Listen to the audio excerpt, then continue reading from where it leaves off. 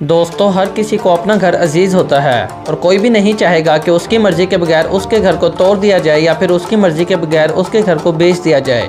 लेकिन बात अगर एयरपोर्ट या स्काई स्क्रैपर बनाने की हो तो ना चाहते हुए भी मजबूरन घर को बेचना ही पड़ता है।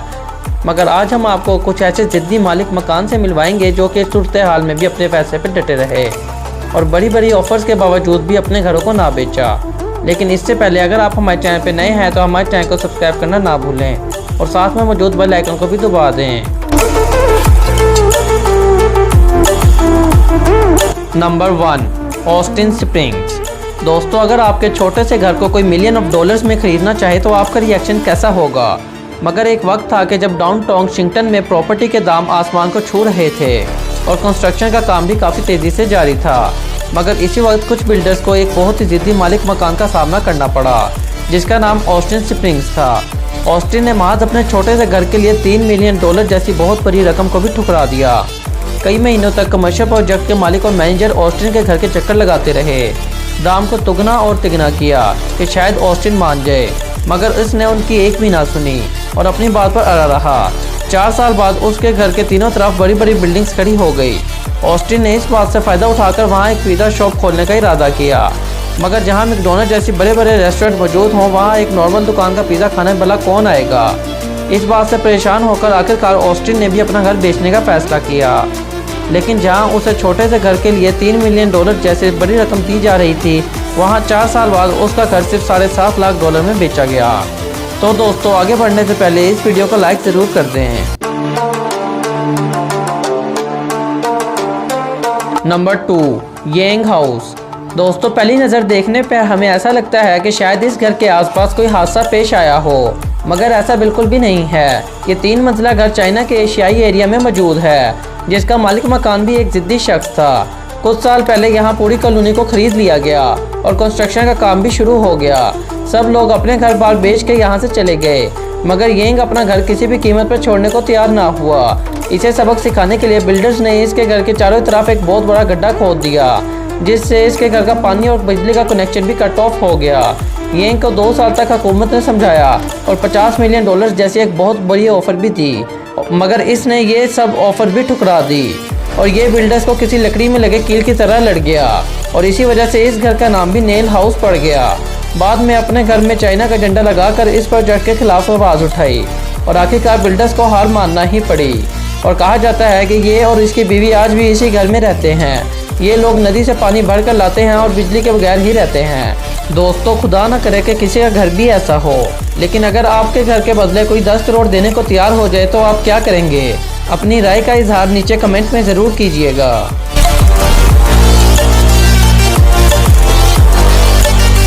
नंबर 3, लियो बोगिन।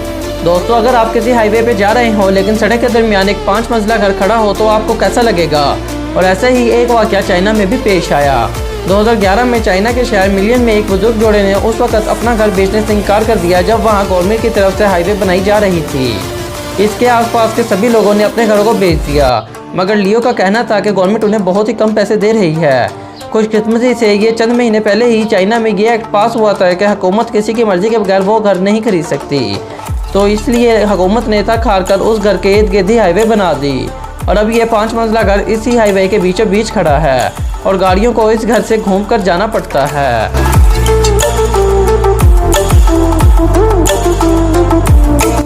नंबर 4, दोस्तों, कैसा रहेगा अगर 50 से ज़्यादा जहाज रोजाना आपके सर के ऊपर से टेक ऑफ और लैंडिंग करें?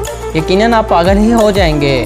जापान में एक नेरेटा एयरपोर्ट मौजूद है और जब वो एयरपोर्ट बनाया जा रहा था तो कुछ किसानों ने वहाँ अपनी ज़मीनों को बेचने से इनकार कर दिया और अब इन ज़मीनों के बिल्कुल साथ ही एक जहाज़ों का रनवे मौजूद है जिस पर एक दिन में तकरीबन 90 से ज़्यादा जहाज़ टेक ऑफ और लैंडिंग करते हैं। सिर्फ इन किसानों की जिद की वजह से एक एयरपोर्ट को छोटा बनाना पड़ा और जहाज़ों के लिए 3 रनवे के बजाय सिर्फ एक रनवे बनाया गया।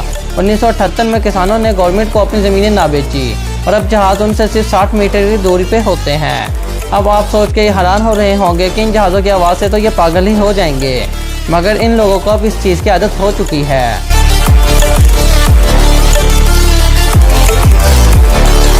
नंबर 5, दोस्तों, चाइना में आबादी ज़्यादा होने की वजह से वहाँ की गवर्नमेंट रोड डेवलपमेंट पे काफ़ी तवज्जो दे रही है, मगर आप इस अपार्टमेंट को देख सकते हैं कि जिसके इर्द गिर्द एक बहुत ही खूबसूरत रोड मौजूद है। ये हाईवे इस अपार्टमेंट की जगह पर बनाई जानी थी, मगर यहाँ रहने वाली 3 फैमिलियों ने अपने फ्लैट्स बेचने से मना कर दिया।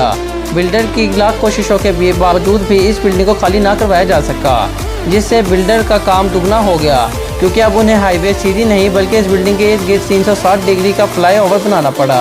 सिर्फ इसी घर की वजह से ट्रैफिक को यहाँ से एक बहुत बड़ा गोल चक्कर लगाना पड़ता है।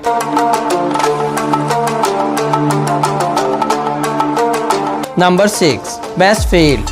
दोस्तों, सियाटल शहर में एक बहुत बड़ा शॉपिंग मॉल मौजूद है जो कि लोगों में काफ़ी ज़्यादा मकबूल है, लेकिन इस मॉल के दरमियान एक छोटा सा घर मौजूद है जिसमें 84 साल की एक बुजुर्ग खातून रहती थी। मॉल की कंस्ट्रक्शन के लिए इस औरत ने अपना घर बेचने से इनकार कर दिया और $1 मिलियन जैसी बहुत बड़ी रकम को भी ठुकरा दिया। फिर मजबूरन बिल्डर्स को इस घर के इर्द गिर्द मॉल बनाना पड़ा और फिर मॉल बनने के 1 साल बाद ही मॉल के मालिक और बुजुर्ग खातून की अच्छी दोस्ती हो गई। वो इस बुजुर्ग खातून की इज्जत करता और इसे घरेलू सामान फ्री में देने लगा। जब 87 साल की उम्र में इस खातून की डेथ हुई तो मरने से पहले उसने ये मकान मॉल के मालिक के नाम करा दिया था, मगर उसने इस घर को गिरा के मॉल का हिस्सा नहीं बनाया, बल्कि आज भी वो घर उसी जगह पे मौजूद है।